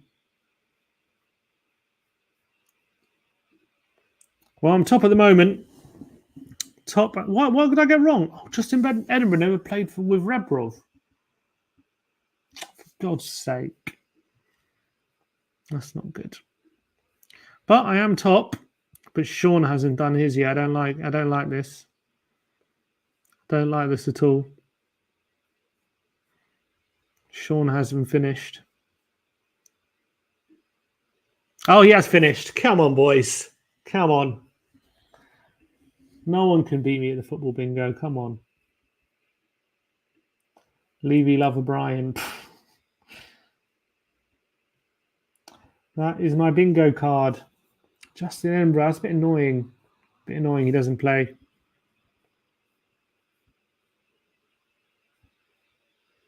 Charles Preston says bingo. Who got bingo? No one. No one could dethrone me off the bingo. Come on. Solanke Brennan already had a good connection. Proper players. I agree. And actually, there was some really good passing off Solanke in that game. Thank you, Sean. Come on. Thank you. You got your seal of approval. Big up to you. I'm delighted with that. I am delighted with that. Top 4, come on. Top 4 on the stream. Right on to you, Matty.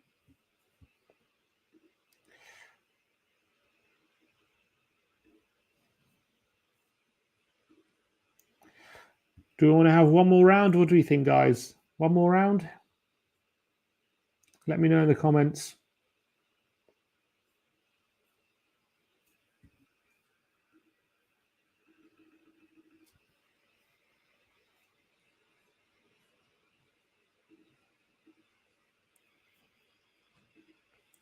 I did see my notifications popping off before on Twitter for one reason or another.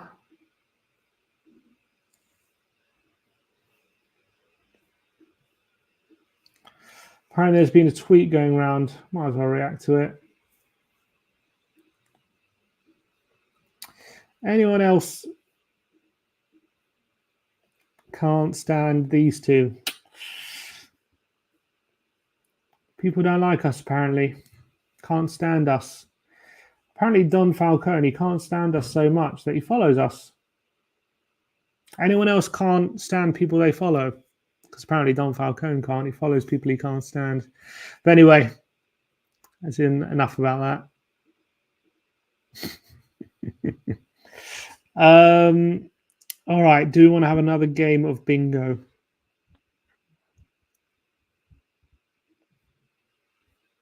To be fair, the comments have been fair. To be fair, I want to actually let me bring up that thread again because people have been very nice in that thread. People have been very nice. Big up to Davina. Don't have to fire a corner, but I appreciate people who are backing us up. Fair play. And actually, the comments have in general been pretty good. No, they do a decent job. No, they're brilliant. I don't get this, people. We were invited by Nike. People keep thinking that Enoch invited us to the Tottenham Stadium when we played there. Nike invited us. It had nothing to do with Tottenham. If Nike invite you to a day at the Tottenham Stadium, why wouldn't you go? Like, just because you disagree with the ownership. Like, it was Nike who invited us. So, don't mind these two. Good lads. I think they're brilliant. They're sound guys. I mean, all the comments are actually pretty nice. So thank you to Falcone for putting that out there, because it actually made me feel quite nice reading these comments. Don't have issue with it, a bit cringe, yeah, aren't we all? Proper lads, love their passion and insight. Don't bother me. Got a lot of time for these two. Love the club. I used to hate them, but their content is strangely addictive. First, I was driven by hate, but I actually don't mind them. I actually quite like them. Especially Sim. He defends the club, transfer policy every year, and then when things go bad, he doesn't take responsibility for spreading fake positive propaganda with their channel with 100k followers. They used to be leaving out, but now they have compromised. I guess I've compromised because has Levy not compromised with his spending? We're one of the top net spenders over the last few years. I like to be positive about players joining the club. Asumi. I called out the Timo Werner signing. I don't think it was a good signing, and that's probably one that's really held us back and actually screwed up a lot of our planning when you look at the squad. But look, I guess you can have whatever opinion you want, but I think we're pretty honest about the channel. Never seen them before. Not gonna lie, can't stand them, but still watch the videos because I'm bored. Fair enough. Keep watching. Appreciate you. Two good lads. What's the problem? They paid to watch the game. If they want to call it Spursy, which it was, they're entitled to. Look, to be fair, I get people don't like the Spurs, me saying Spursy. And that's fair enough. I probably, if I had my time back, maybe I wouldn't have used that word. But to be honest, there's no better description for what happened on Sunday than Spursy. We're well in control. Game in the grab. We literally snatched defeat from the jaws of victory. So, like, that's like the perfect way of it. But I get it. I like them. They are passionate about the club. Weird take. They seem like sound blokes who built up a decent organic following. I'm sure devastated. I like them, to be fair. Look, pretty positive comments for a tweet that looked like it could have gone either way, to be fair. You never know what's going to happen on Twitter, but fair play to people who are backing us up. I appreciate it. Really nice comments on that post, and thank you for doing Falcone for the follow. For people you can't stand, appreciate you. Our Ben and Sim splitting up? Not yet. Not yet. We're not Oasis, and even Oasis got back together. But I'm joking. There's no splitting up. There's never going to be any split up with the brothers. Doing a great job. Thank you. Watch your content driven by hate. Yeah, some people that's what they do apparently. But Sim, Daniel Lee personally called you and you were wined and dined by the H Club. That's Ben. Yeah, exactly. I got a call. I think that's him on the phone now, isn't it? Actually, I'm using my phone's webcam. I can't even pretend. But yeah, Daniel Levy personally invited us to the H Club, apparently. Had nothing to do with Levy. Can we just say that? Can't believe people actually think Spurs invited us. But the people got to get into the heads. The club do not like us. The club want nothing to do with us. Like, I don't understand why people keep saying the club are whining, dining us, and that we're in their pocket. The club actively want nothing to do with us. So I don't know why people have that in their mind. Do you think you'll ever go on the last word on Spurs pod? Yep, I do. And actually, tomorrow they're coming on our show, so stay tuned. And I'm sure throughout the season we'll be on their show as well. We're planning on doing a bit more with them, a bit more with Lily White Labs as well. We're going to be collaborating with him, so there's going to be some more content coming to the channel. So stay tuned for that.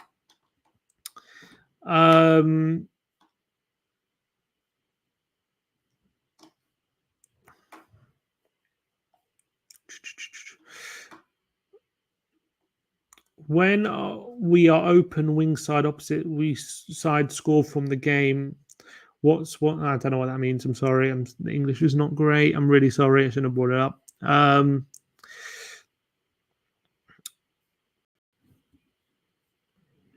You're both good, honest Spurs fans. Nice guys. Thank you. Look, people are entitled to their own opinion. And I think the response to that tweet speaks for itself, in my opinion. So I'm happy with people can post whatever they want. I'm happy people felt the need to back us up, which is not necessary, but thank you for anyone who did do that. Would you get Sava on Sim for a debate show? I think it'd be interesting. I'm sure if he wants to come on the show, I've got no problem. I mean, I don't know what he wants to debate, but if he's got something that he disagrees with or wants to debate something, then no problem. No problem. Sim, why don't you go on some Ultra Levy out channels? That possibility? Invite me. I'll come on. I've got no problem. I'm not a massive Levy in. I'm not a massive fan of Levy. I'm just saying, go for our team right now. Pretty much all the players are £40 million signings. Like, what do you expect? Do you expect does all the players need to be 100 million to give him some credit? Like, I'm not giving him credit. I'm just saying, like, is he currently hampering us from succeeding? Currently, I don't see that. I think he definitely has in the past. Don't get me wrong, but I don't think right now he's the big reason that we're not succeeding, and we don't even know if we will succeed. Like, the Vans product's still new, so we just got to be patient.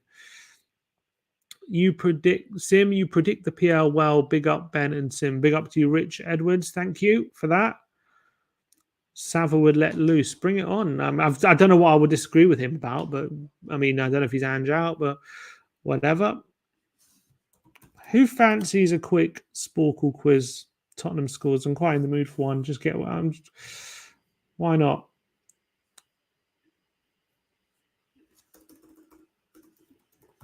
Let's see how quickly I can do it. Let's see if I can remember all of them.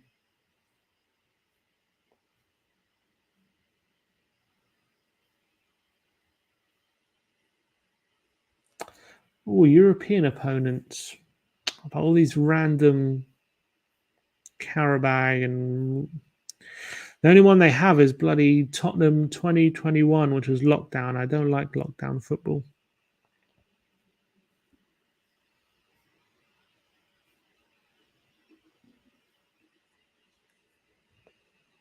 When is Sean coming back? Invite the channel.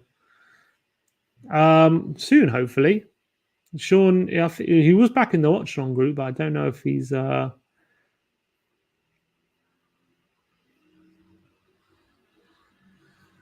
know what's going on with him at the moment. Oh, my laptop's slowing down.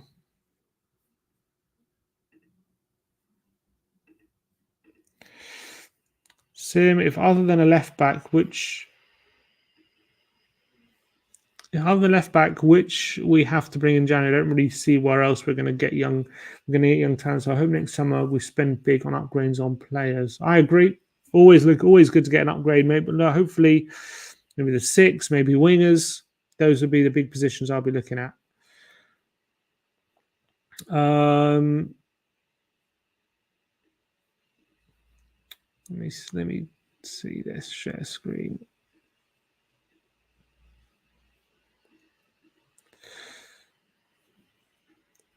Struggling with it, I think, my laptop. Let's see if we can do this. All right. Are we ready? First one, we lost 1-0 to Everton. Oh, it was a lot of 1-0s.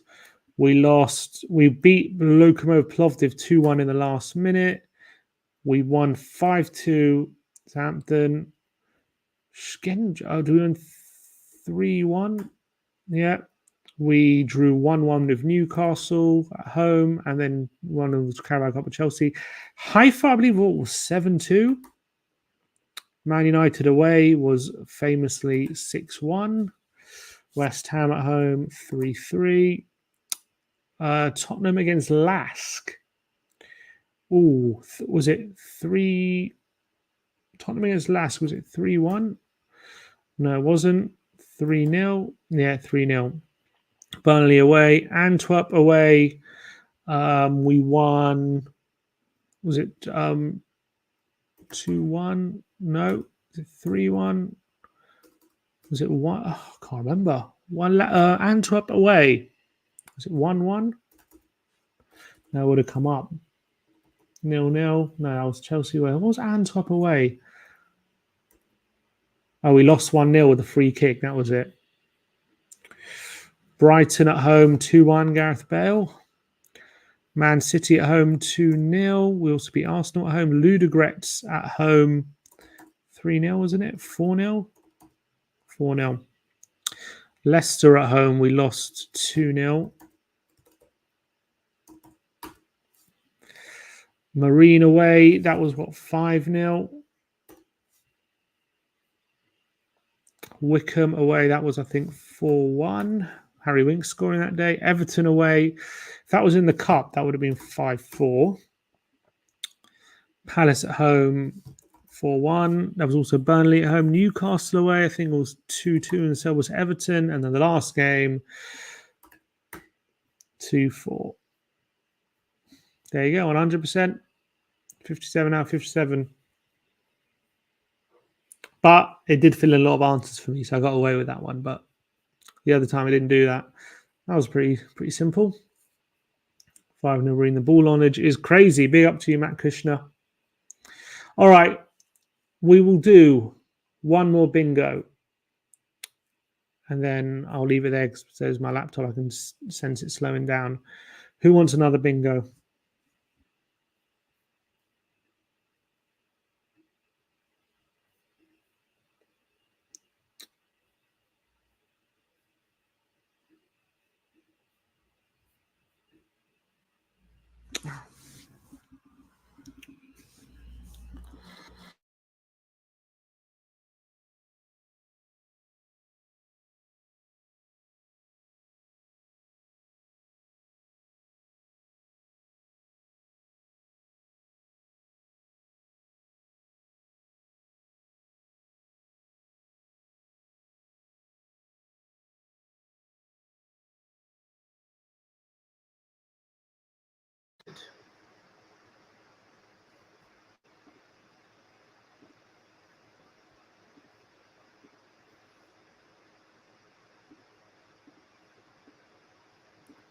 All right, get involved, people. Am I still on mute? No, I'm not there now. Yeah, I'm back.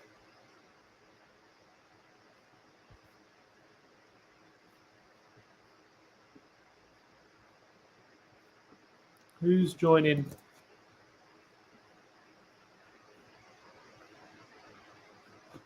Come on.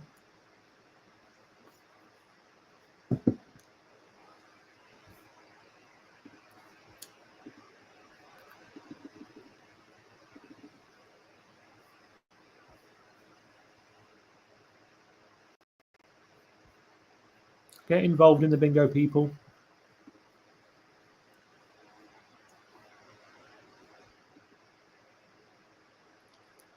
Let's go. Can anyone dethrone me in the bingo?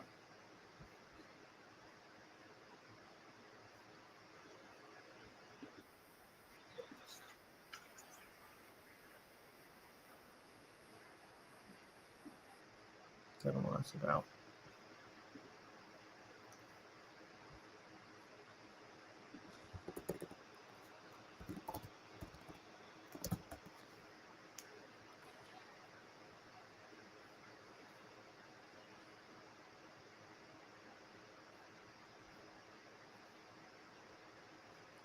All right, 10 people in the bingo game. Let's go. Come on, get involved. Get involved.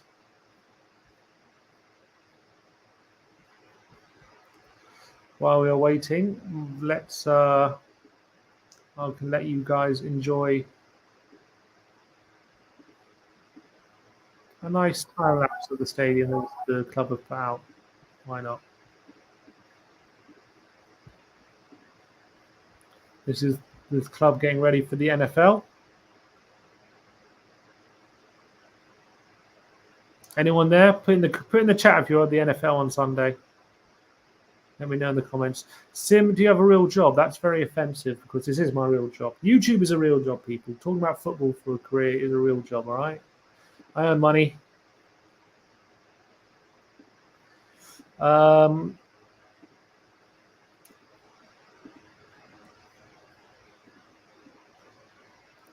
You're going to get dethroned this time. Come on. Who's joining?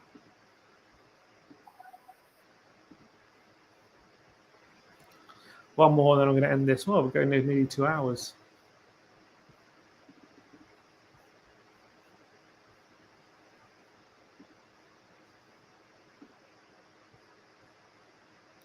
YouTube is a job. Exactly. Exactly, Francis. Big up to you. Do I have a second team? No, I do not have a second team. Tottenham is my one and only love.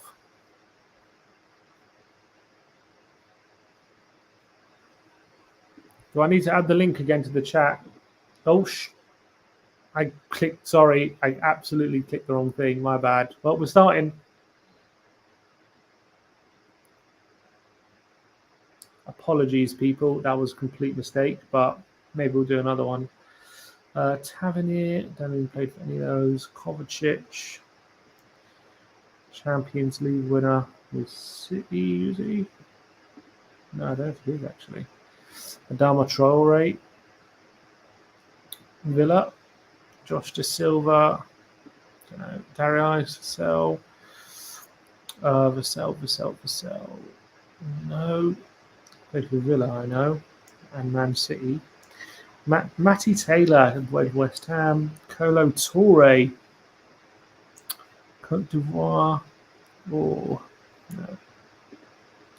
Premier League winner, could have done that. Newcastle, Shola Amiobi, Mavropanos, West Ham and Arsenal, Johnny Evans,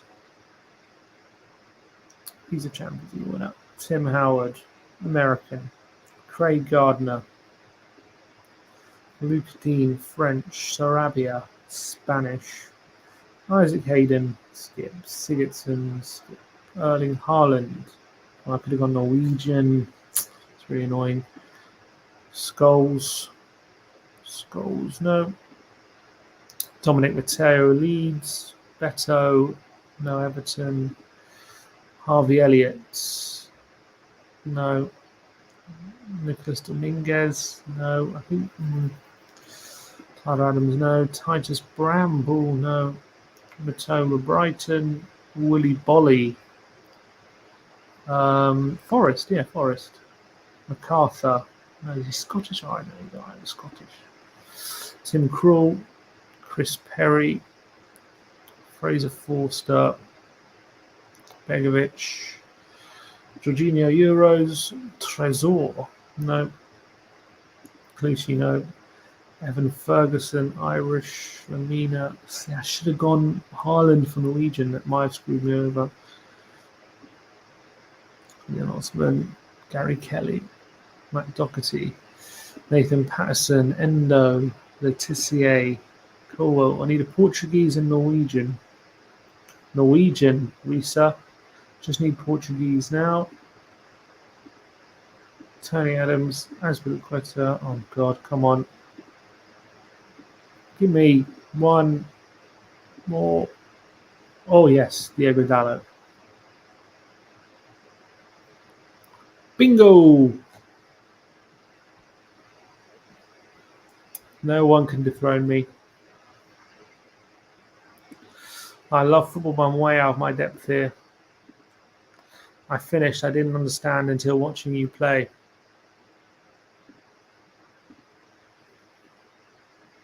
Sim Rain Man.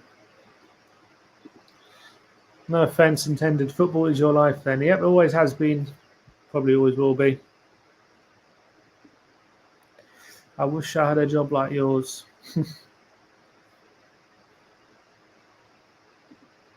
Serious, because I didn't even play, mate. Couldn't beat you. You would have to get bingo, and you didn't. Diego Dallo saving me. Look at that. Ben trying to sneak in. Couldn't beat me. Sean Slater, one off. Matty Kushner with 42. Better round this time. People getting a lot more right. Didn't quite get bingo, but people doing all right. You Spurs fan.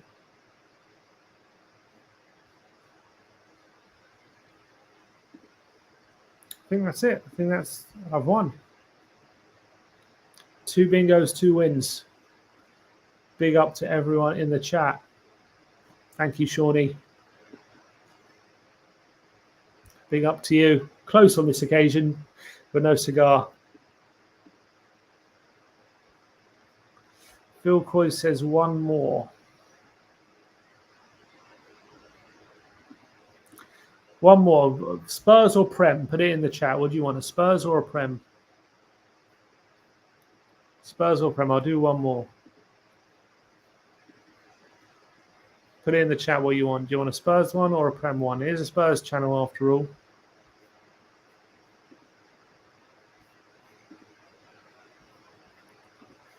Prem, you choose Prem. Phil P says Spurs. Prem. KPV says Prem.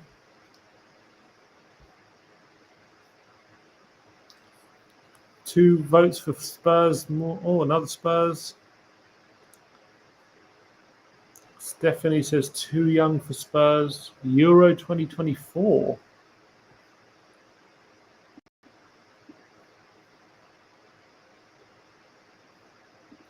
Big up to Donovan. Go follow his podcast, Canadian Spurs Boy. Looking forward to that, mate. I'll get you on. We'll collab. Looking forward to seeing that, Donovan. Go check it out. Sean Slater, Prem. Sim will crush it. Stop asking for defeat.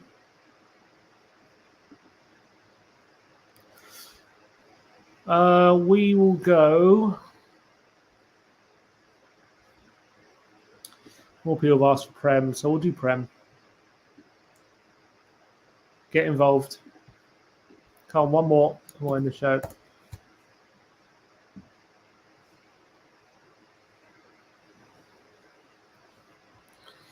Premier League it is.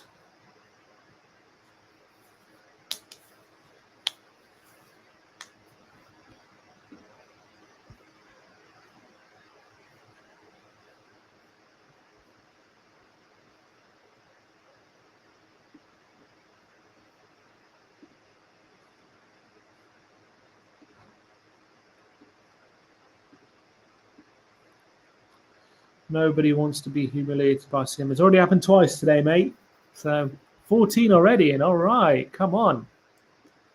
Last one of the night, guys. Come on, everyone in. Everyone in. Chance to. Oh, I have to put your mutes in. Why is that? What did I say?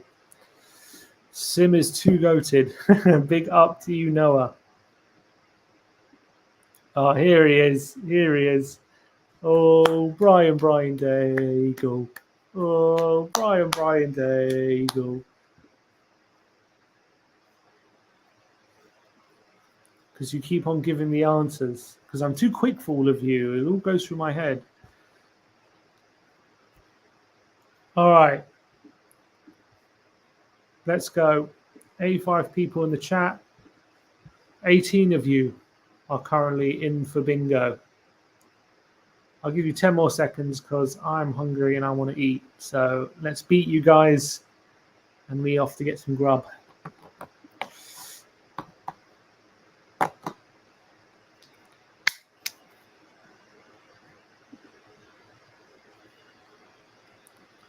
Anyone else joining? 10 seconds. 10, 9, 8, 7, 6, 5, 4, 3, 2, 1. All right, let's do this. Mighty Have says last one of the night. Gustavo Harmer, Sheffield United. Koscielny, French. Madueke. Nope. Sam Johnston. Pulling's there. Tim Krul. Emi Martinez. World Cup. Connor Roberts. Don't think he's Welsh. Oh, I think he's Welsh. I'm going to risk it. I think he's Welsh. Buba Kamara. Villa. No. French already taken. Sasa Lukic. Fulham. Chong. Chris Wood. Leicester, I think he played for. Nate Nuri. Wolves. Ben Davis. Wells taken up. George Boateng, Middlesbrough, Dutch. No. Reece James. Champions League winner. Yep. Gary Neville won the league. Ollie Watkins. No. Oscar Bob. He's Norwegian, isn't he? Oscar Bob. Bueno. No. Chukwuemeka, Lady Belgium, Bukayo, Matters. I've already done Leicester. I really hope Wood played for Leicester. I'm pretty sure he did. Aya, Fana. What's going on here? Give me some players. Aaron Hughes, Gabriel Magalhaes, Joe Cole. Lee Bowyer. No. Toffolo, he plays for Forest. Shaw, Robin Olsen for Everton. Tim Flowers, Nakamba. City and Liverpool. Come on, there's got to be a City and Liverpool player showing up here. Surely. Henning Berg. Lewis Potter. Lampard played for City. And now just a Liverpool player. Ryan Government. Do I have another bingo? I do. Come on. That is that.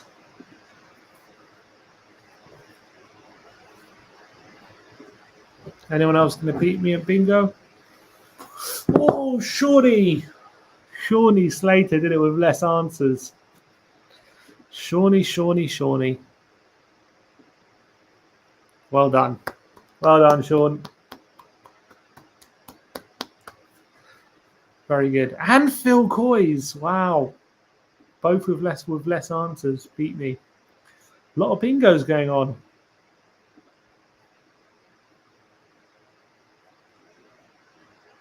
Came third with bingo. I've never seen that before. I got a bingo and came third.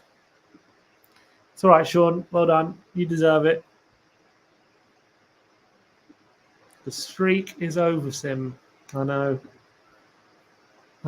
Gutted. Got bingo and finished third. Another bingo. Gabba. But didn't quite finish above me. Well done to Gabba. Big Ange coming dead last.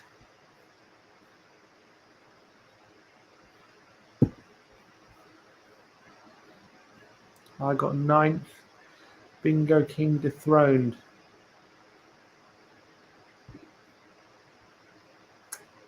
Well done, Sean and Phil. Fantastic stuff. I got bingo and finished third because of you guys. But Sim is just taking it easy. Exactly. No, I got to go, Brian, unfortunately. Lovely and leave you, but I'm hungry. I have to go. No time. I've been going for 2 hours now. Love to everyone. Unfortunately, it wasn't the best result on Sunday, but we've got an international break coming up. You can all just take your mind off things, take it chill. No Spurs to ruin your weekend. I'll see you all very soon. Tomorrow in the studio, last word on Spurs. Stay tuned for that, so keep an eye on it. But we'll see you all very soon. Like, subscribe, and comment. And as always, come on, you Spurs.